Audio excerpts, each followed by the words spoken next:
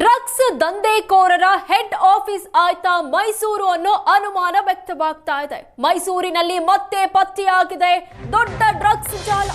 ಹುಣಸೂರಲ್ಲಿ 12 ಕೋಟಿ ಮೌಲ್ಯದ ಡ್ರಗ್ಸ್ ಅನ್ನ ಪೊಲೀಸರು ವಶಕ್ಕೆ ಪಡೆದಿದ್ದಾರೆ.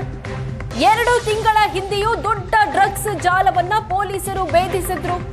ಮೈಸೂರಿನ ಯಾಂದಹಳ್ಳಿ ಮನೆಯಲ್ಲಿ ಡ್ರಗ್ಸ್ ಜಾಲ ಪತ್ತೆಯಾಗಿತ್ತು. ಇಂದು ಹುಣಸೂರಿನ ದಾಸನಾಪುರ ಗ್ರಾಮದಲ್ಲಿ ಮತ್ತೆ ಡ್ರಗ್ಸ್ ಪತ್ತೆಯಾಗಿದೆ.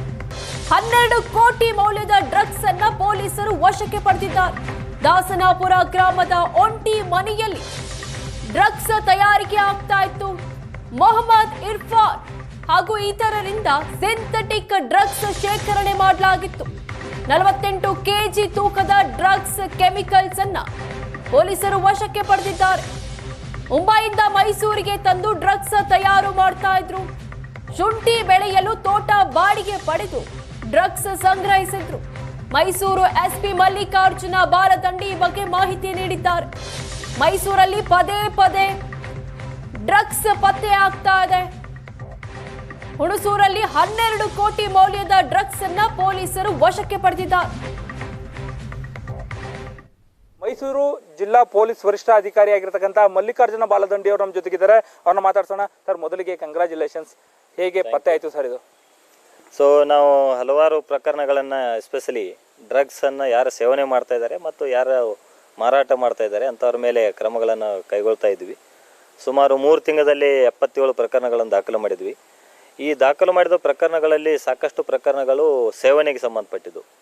ಸೊ ನಾವು ಯಾರೆಲ್ಲ ಸೇವನೆ ಮಾಡ್ತಾ ಇದ್ದಾರೆ ಆ ಸೇವನೆ ಮಾಡಿದವ್ರ ಮೇಲೆ ಪ್ರಕರಣ ದಾಖಲು ಮಾಡಿಕೊಂಡ್ಮೇಲೆ ಅವರು ಎಲ್ಲಿಂದ ಇದನ್ನು ಅವರಿಗೆ ಡ್ರಗ್ಸ್ ಸಿಗ್ತಾ ಇದೆ, ಎಲ್ಲಿ ಯಾವ ರೀತಿ ಇದು ನಡೀತಾ ಇದೆ ಒಂದು ದಂಧೆ ಅಂತೇಳಿ ನಾವು ಒಂದು ಹೆಚ್ಚಿನ ಆಳಕ್ಕೆ ಹೋದಾಗ ಒಬ್ಬ ಆರೋಪಿತ ಇರ್ಫಾನ್ ಅಂತೇಳಿ ಈ ಭಾಳಷ್ಟು ಕಡೆ ಡ್ರಗ್ಸನ್ನು ಸಪ್ಲೈ ಮಾಡ್ತಾ ಇದ್ದಾನೆ ಅಂತೇಳಿ ಒಂದು ಮಾಹಿತಿ ಸಿಗ್ತದೆ.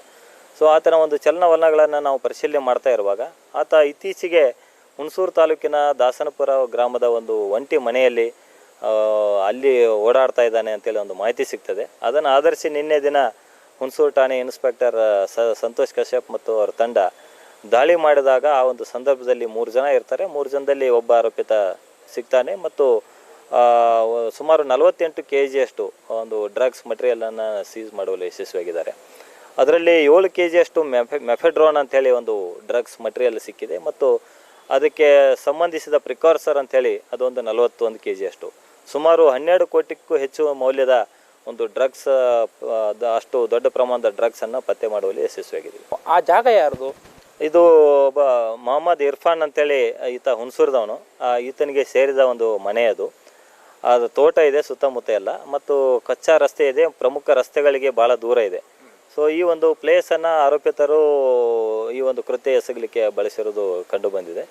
ಮತ್ತು ಇದು ಈ ಮಟೀರಿಯಲ್ಲು ಒಂದು ಫೈನಲ್ ಆಗಿ ಇಲ್ಲಿ ಕೆಲವೊಂದು ಮಿಕ್ಸಿಂಗನ್ನು ಮಾಡಿ ಇಲ್ಲಿಂದ ಡಿಸ್ಟ್ರಿಬ್ಯೂಷನ್ ಮಾಡಲಿಕ್ಕೆ, ರೀಡಿಸ್ಟ್ರಿಬ್ಯೂಷನ್ ಮಾಡಲಿಕ್ಕೆ ಬಳಸ್ತಾ ಇರುವ ಒಂದು ಜಾಗ ಅಂತೇಳಿ ನಮ್ಮ ಮೇಲ್ನೋಟಕ್ಕೆ ಕಂಡು ಬಂದಿದೆ. ಸೊ ಅದನ್ನೇ ನಾವು ಪತ್ತೆ ಹಚ್ಚಬೇಕಾಗಿದೆ. ಈಗ ಇತ್ತೀಚೆಗೆ ಅಂತಂದರೆ ದಿನಾಂಕ 22 ನಂತರ ಅವರು ಆರೋಪಿತರೆಲ್ಲ ಮೈಸೂರು ಕಡೆ, ಇದು ಮುಂಬೈ ಕಡೆಯಿಂದ ಮೈಸೂರು ಕಡೆ ಬಂದು ಅದನ್ನು ಮಟೀರಿಯಲನ್ನು ತೆಗೆದುಕೊಂಡು ಬಂದರು ಅಂತಿದೆ. ಸೊ ಅದರ ಹೆಚ್ಚಿನ ಒಂದು ಮಾಹಿತಿ ಕಲೆ ಹಾಕ್ತಾ ಇದ್ದೀವಿ. ಕ್ಯಾಮ್ರಾ ಪರ್ಸನ್ ನವೀನ್ ಜೊತೆ ಮಧು ಎಂ ಚಿನ್ಕುರುಳಿ, ಏಷ್ಯಾನೆಟ್ ಸುವರ್ಣ ನ್ಯೂಸ್, ಮೈಸೂರು.